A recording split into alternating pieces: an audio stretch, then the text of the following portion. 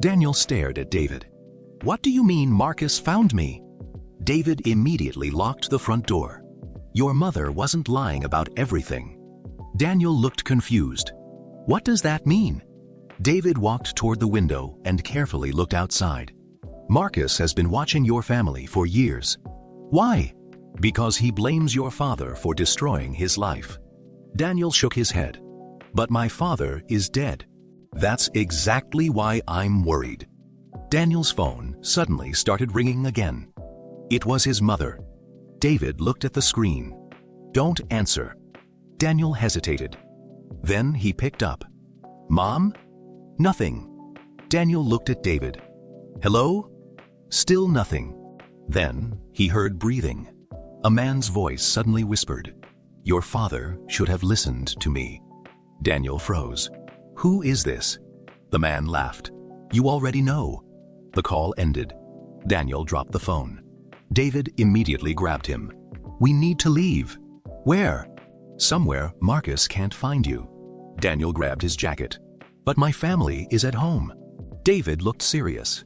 "That's why we have to hurry." They got into David's car and drove toward Daniel's house. Daniel kept calling his brother. No answer. His sister. No answer. His mother. No answer.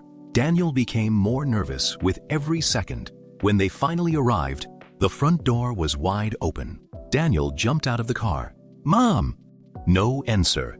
He ran inside. The house was completely empty. Furniture had been knocked over. Pictures were lying on the floor. Daniel ran upstairs. His siblings were gone.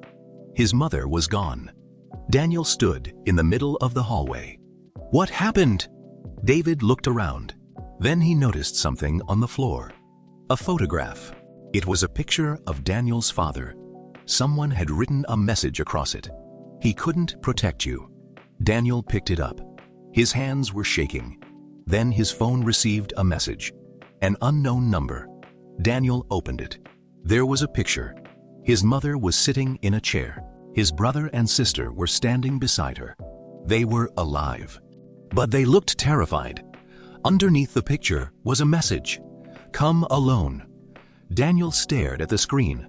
David immediately grabbed his arm. "Don't. They have my family." That's exactly what he wants. Daniel looked at him. "What am I supposed to do?" David shook his head. "We call the police." Daniel looked at the picture again.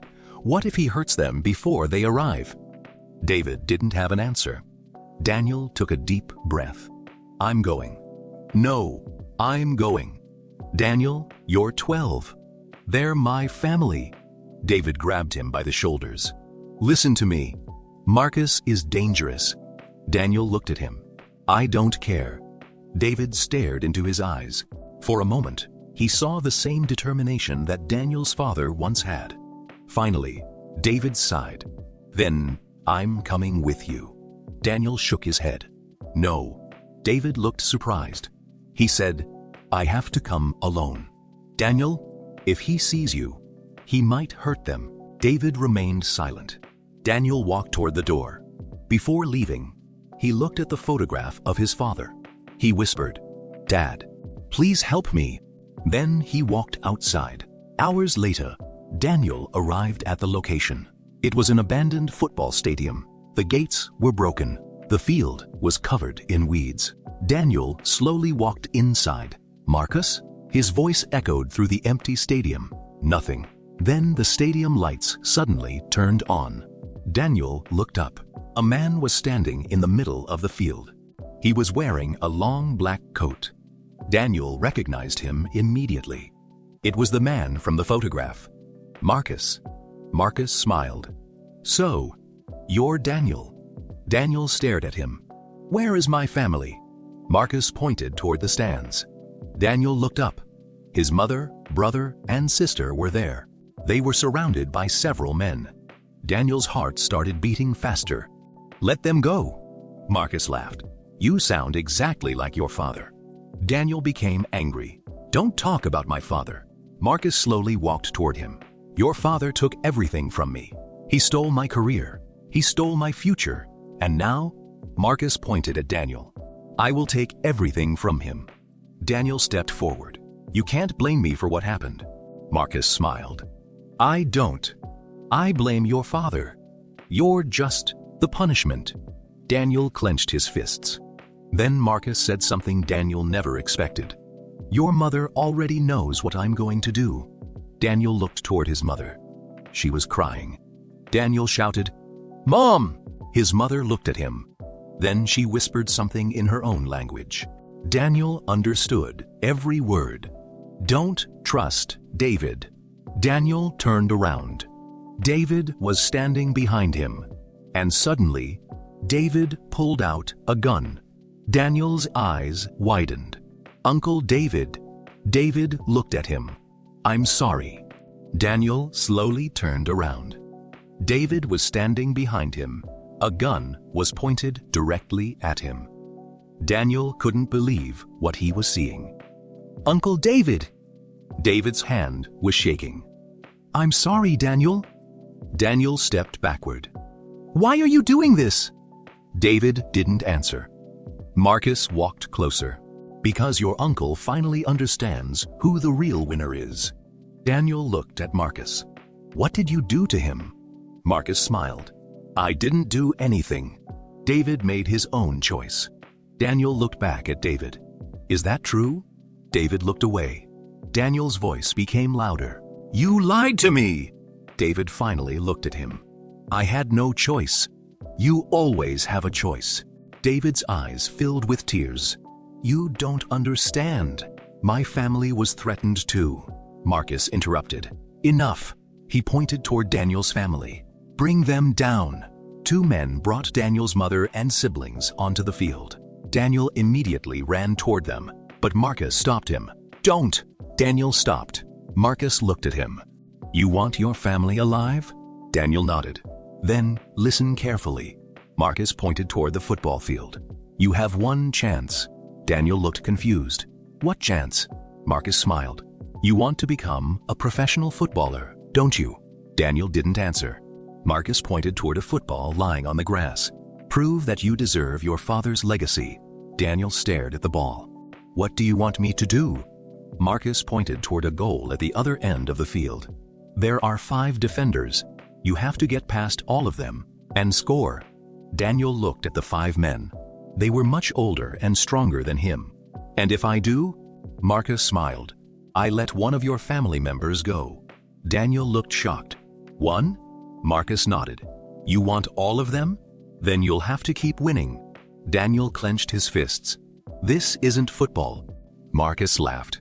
No, this is revenge. Daniel looked at his family. His sister was crying. His brother shouted, Don't do it. Daniel looked toward his mother. She was staring at him. She slowly shook her head. Daniel knew what she meant. Don't trust him. But Daniel had no choice. He walked toward the ball. Marcus stepped back. Begin. Daniel touched the ball. The first defender charged toward him. Daniel remembered his training. He moved left, then right. The defender reached for the ball. Daniel pulled it back and sprinted past him. 1 down. The second defender came. Daniel tried to go around him, but the defender kicked the ball away. Daniel fell to the ground. His knee was bleeding. Marcus laughed. Get up. Daniel slowly stood. He looked at his father's old football boots. Then he remembered his father's words. Don't quit. Daniel ran after the ball. The second defender attacked again. Daniel waited until the last second. Then he pushed the ball through the defender's legs. 2 down. The third defender was waiting. He was huge. Daniel tried to dribble past him. The defender grabbed his shirt. Daniel fell. Marcus shouted, Keep going. Daniel got back up. The defender came again. Daniel suddenly performed a move he had practiced thousands of times. A quick step, a body feint, then a sudden turn. The defender completely missed. 3 down. The fourth defender came running. Daniel was exhausted. His breathing became heavier.